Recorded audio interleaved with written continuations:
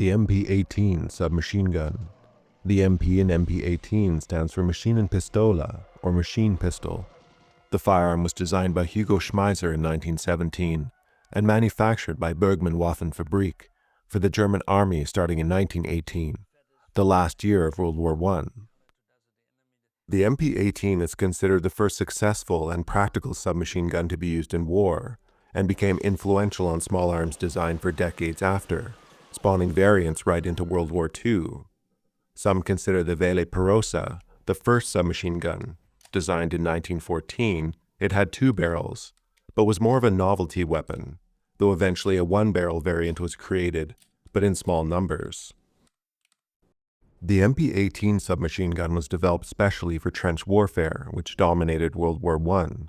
With the submachine gun, German stormtroopers, or shock troopers, who made it into enemy trenches would have a massive close-range advantage in firepower over men armed with rifles.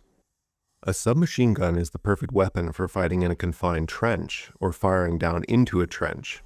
Once fighting inside a trench, a submachine gun's lack of range was less important, as trenches typically zigzag at distances well within the MP-18's effective firing range of 200 meters.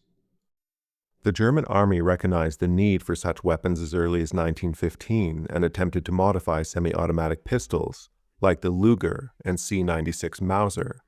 But pistols are much harder to control and aim using fully automatic fire, and are more prone to malfunction.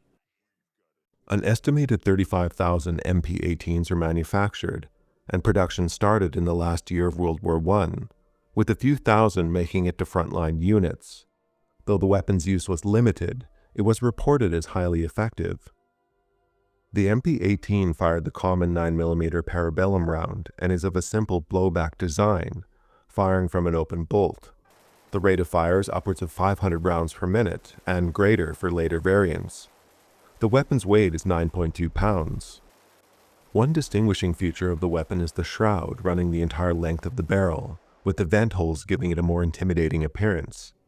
The shroud prevents soldiers from burning themselves on a hot barrel. Another distinguishing feature of the weapon is the snail drum magazine, which was a magazine used for a Luger pistol variant. The rotary design of the magazine allowed the weapon to have a magazine capacity of 32 rounds. Overall, the weapon was highly reliable, with excellent build quality at a commercial level, though this did make them expensive to produce. The magazine was one weakness for the weapon. The magazine had to be loaded with a loading tool. When using the Luger snail magazine for the MP-18, a special sleeve was required to prevent the magazine from being inserted too far into the magazine well. The snail drum stuck out awkwardly to the left of the submachine gun, obscuring vision, made the weapon unbalanced, and was prone to damage if bumped or pulled on. These magazines were not designed as a foregrip. The gun was meant to be gripped in the wells notched between the trigger and the magazine. This Alberta provincial police officer is demonstrating correctly.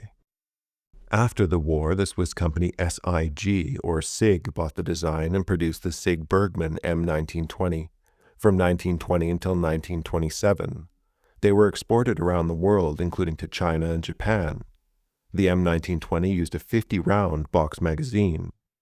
In the late 1920s, Hugo Schmeisser, working with German weapons manufacturer C.G. Haenel, created the MP-28, an upgraded MP-18, also using a straight box magazine of either 20 or 32 rounds. MP-18s around this time were also converted to accept the same box magazines. Another upgrade for the MP-28 included a fire selector switch for semi or fully automatic fire. MP-18s around this time were also converted to accept the same box magazines. The MP-18 only had the option of firing in fully automatic. Further improvements included an adjustable tangent rear sight. The MP-28 was also exported to countries including Brazil and the Netherlands. During World War II, it was issued amongst the Waffen-SS and border guards to make up for shortages of the new MP-40.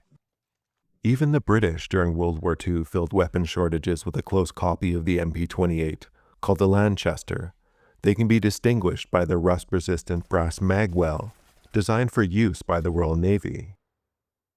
Hugo Schmeisser's design would partially evolve into the MP-41, which largely resembles the MP-40, but with the MP-28 select fire mechanism and wooden stock. The weapon was built in limited numbers due to patent infringement of the MP-40's design.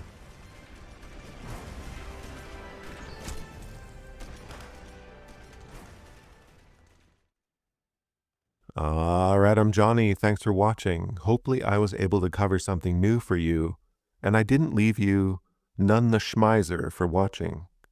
Anyway, do take care, and have a nice rest of your day.